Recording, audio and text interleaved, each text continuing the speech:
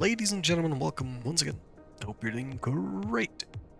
Today we're sitting here at Madeira Airport with the P2002 by AIRTAXI, but we're going to be discussing something that is not really pleasant, something that has been going on for the past week with the whole flight sim community, and I think it's my turn to get my piece on the subject as well. So we're already on the cockpit here. I started up the aircraft and I just want to apologize in advance if this video doesn't sound logical. I'm probably going to be jumping back and forth in topics because I haven't really prepared this video at all. There's no script. It's just going to be words coming out of my mouth, and out of my heart, and out of my head. So I apologize in advance. I just wanted to make it as real as I could. Without any sort of preparation for this. So in order to be actually comfortable with this, I wanted to be at Madeira because that's a very dear place to me. Anyways, let's dive into the subject at hand. So for the past week and a half, there's been some discussions on the flight sim community regarding the, I would say, the integrity of flight sim content creators. I watched some of them videos. I even commented on I think a couple of them, and yeah. So the general opinion going out there is that there are a lot of content creators, flight sim content creators, that are taking products for free, and then, I mean, I'm just gonna say it as it is, being sellouts.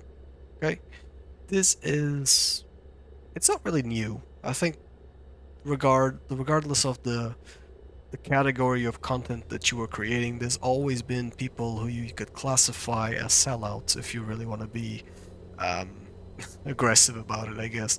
So in the flight sim genre, because that's the one that I fit in, yeah, I don't watch all the YouTubers. I don't watch all the big ones either, because it bothers me a bit as well. The thing that really scared me was that as soon as I started seeing those videos, I was thinking, am I part of the problem as well? Am I contributing to this controversy? Am I in the loop? And that's the last thing I wanted to do with the channel. And it got me thinking. I stopped this week and I started analyzing the channel. I started watching my earlier videos and watching my videos after I started getting some free stuff, and it's kind of ironical because I'm using one of those free stuffs. But I didn't see a difference in my way of doing videos. I did see an improvement on how the videos were made. So in editing, the way I spoke, them being a bit more scripted. But in general, there is one thing that I could say that I think I fit into that trend, and it's about the thumbnails and the titles. It has been quite standard in YouTube, especially when I started out the channel, that I started looking out for ways to be engaging.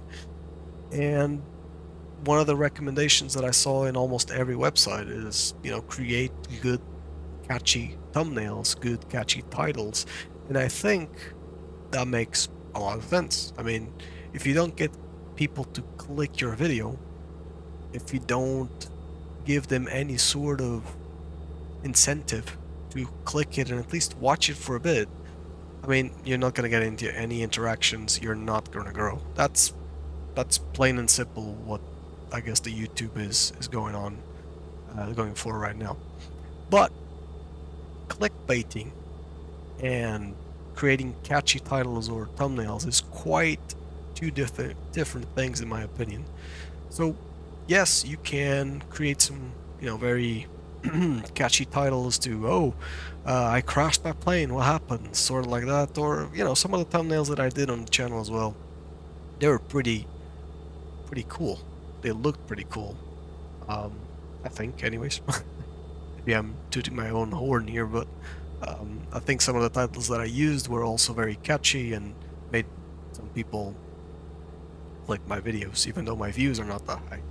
Anyways, clickbaiting, in my understanding, is when you create a video that has zero or almost no content at all, no opinion, no nothing, there's nothing there, but you make it sound like it's going to be the greatest video on the thumbnail, on the title. For example, something like, I'm going to solve all your problems, all your life problems, and then it's just a video of like two cats just kissing each other. And, you know, that's what I consider clickbait. Very specific example, I know. Pretty paints an image in your head, I know, but that's what came up to me right now. Anyways, regarding the clickbait situation, I think that's where we're standing. I think there's not a lot of clickbait YouTubers out there, to be honest. At least not the ones that I see. But there are definitely a lot of catchy titles, a lot of catchy thumbnails that follow the same standard. And as a viewer, I don't really get annoyed with it, but I do know some friends of mine who are really annoyed with this type of title making and thumbnail making. It's just all standard. But at the same time, I'm gonna be honest, if you fight that trend, you're going down. I mean, if you do bland thumbnails, if you do bland titles, you're going down. And when you're a small channel like mine, it's yeah, it's not good. YouTube takes a lot of work, especially if you're a one-man operation, which is my case. So you record, I mean, you plan, you record, you edit, you publish, you make the thumbnails. It's a lot of work for one video. There's types of videos that require more work than others. Some of them require scripts, like the reviews and stuff like that. Some of them are more simple and more chill. Kind of like this one, because there is no script and I'm just flying around Madeira. So yeah. So that's that on the clickbait situation, I think. That's my my take on it. Now, let's get to the part that also really hit me, was the being paid or getting free stuff in order to promote products. Okay, so let's take a look at what type of money you get from running videos on YouTube. I mean, AdSense itself is, unless you're really big, there's not a lot of money to be made. So any small channel that wants to get some sort of revenue, for various reasons, in my case, I haven't, I mean, I think I've said this before with the giveaways and stuff, but I'll say it again.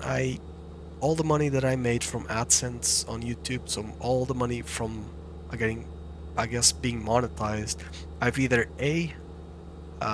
kept it in an account that I haven't touched at all, or B, I gave it away in some sort of weird giveaway, like the Phoenix giveaway, for example. I paid it out of my own pocket. I didn't take it from my YouTube cash, but you know, I kind of considered that it was YouTube cash because I had that. So in my case, making money with YouTube at this point, it doesn't mean it's not going to change, but at this point, it's just me reinvesting into the channel. So by either giving away free stuff or just keeping the money there without touching it at all. So yes, the channel is monetized. I don't make a lot of money, that's for sure, because most of the views that I get really don't pay a lot. And that's just the way it goes. But I do get partnerships. I do get free stuff, and that's where I think it really struck me when I started watching those videos. I was like, man, am I promoting these things thinking they're actually great because I have some sort of bias towards having this for free? Am I afraid to say that something is crap because I got it for free? Am I being ungrateful for doing that? So those types of thoughts really really got to me, especially this last week and a half while watching those videos. So I decided to, like I've said, I think in the beginning, I'm already losing my train of thought here, but like I said in the beginning, I decided to watch my whole content and figure out if anything changed. So luckily, I don't think I've changed the way my videos were made. Yes, I've promoted some stuff that I got for free. This airplane is a case. It's one of the cases. I do have some cool partnerships that I still promote from time to time on my videos. Like I think last video I promoted DelanClip and the VA, but it's generally because I think that those products are good. I generally think that I'm making a difference and I'm helping out people in the flight sim community by promoting those products.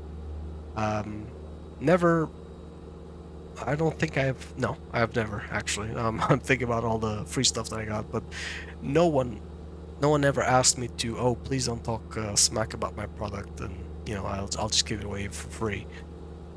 That was never ever a deal that I got, and that's something I would never accept anyways. Like if I'm gonna talk about something, if I'm gonna review it, I'm gonna give you my own opinion, either you like it or not. But the only thing that I was a bit scared is that, man, I like most of the stuff that I review, so what's going on? So I realized that was something that I also said in the beginning to most of my friends, is that I'm not really gonna ask for partnerships that I don't think are good. So I'm not really gonna promote stuff that I don't personally think it's good. So, you know, DelanClip, I've been using it for years before I even had a YouTube channel. The airplane NeoFly, for example, I've been using it a long time before I even started promoting it or getting it for free. Let me think. What else did I get for free? This Technam. It holds a special place in my heart because this is the airplane that we have in our local aero club in Madeira. So yeah. So think any of my reviews, any of my opinions, they were positive because either A, they were good, or B, because I've been using those products myself and enjoying them. I think that's where I'm standing with that. However, after all this rambling, I do want to say I'm going to be extremely careful in the future when signing up for partnerships and getting free stuff for the channel, regardless of the size of it. If it shrinks down, if it goes up, I'm going to be extremely careful, because one of the things that I value the most, and I think that every single person doing content and talking to people should have, is integrity. If you don't have integrity, if you're not true to yourself, I mean, you're not fooling anybody. Eventually, you're just going to be branded as something you don't want to be branded as. So yeah, just stay true to yourself. Try and minimize your sellout vibes, because that's gonna end up bad for you. And I'm gonna take my own advice and be extremely careful in the future. I'm already very careful, but still, I just want to point that out, that everybody is corruptible. Is that the word? I mean, you're susceptible to corruption, so I guess that is the word. So everybody is susceptible to corruption, especially when they're feeling a bit down, and yeah. So you gotta be extremely careful with that and stay true to yourself. Never ever lose focus on what you started out the channel for, which is to provide quality content in the flight sim community, regardless of what type of content it is. Build a community and help the community. Okay, so subject number 3 and the last one for me. It is still regarding the sellout thing, but in a different point of view. So in this case, I'm referring to big YouTubers getting those early release copies, getting all the cool or the soon-to-be cool airplanes. Basically the hype train, you know, the usual hype train with games and flight sim add-ons and whatnot, programs. So riding that hype train is dangerous as hell. I bought MSFS 2024 kind of in the hype train and got extremely disappointed with it. I was thinking, okay, well, I do have to buy MSFS 2024 like every other YouTuber because I'm gonna be missing out on some content. I'm gonna be missing out on some views and some subscribers if I don't. Well, big mistake.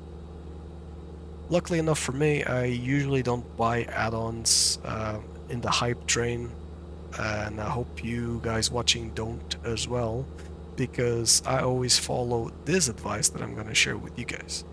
Is I watch every single YouTuber that is doing some sort of review, some sort of early release video on the add-on. If I try to gather as much information as possible for every single add-on that I decide to purchase, then I wait a week. I just wait a week. If I still want it after a week, I'll go ahead and buy it. If everything was looking okay at the time of those reviews, I either really want the product or I'm just in that hype train. So even if the add-on is good, it doesn't really mean that I want it, right? You might buy stuff just because other people like it, and you're kind of thinking, okay, I'm gonna like it too, so I'm just gonna buy it. But for most of us, okay, for most of us living in the real world, money is not easy to come by. So you need to really be picky with what you buy. And this is just me, you know, my personal opinion. That's how I do my own life. But yeah, I'm always picky with what I buy. I look at every single possibility, all the alternatives, and then I wait a week. And if I still really want it, I'll go ahead and make the effort to buy it, and then I'll enjoy it. So yeah, that's a piece of advice, something I do with my own life, and yeah, I think that's it. So I'd love to get your comments, your reactions to this. I'd really like to start a discussion on the subject. I know it's a very weird video for me. I don't usually do a video like this, and you might not even like this type of content, but I think I really needed to get this off my chest, and the timing is just right to do so. So yeah, thanks for sticking around. I'm just gonna land this thing. Hopefully not too bad. Okay, very buttery. That's a good way to end the video. So yeah, thank you all for watching. Like the video and subscribe to the channel. Let me know what you think in the comment section below. And as always, safe flights to everyone. See ya!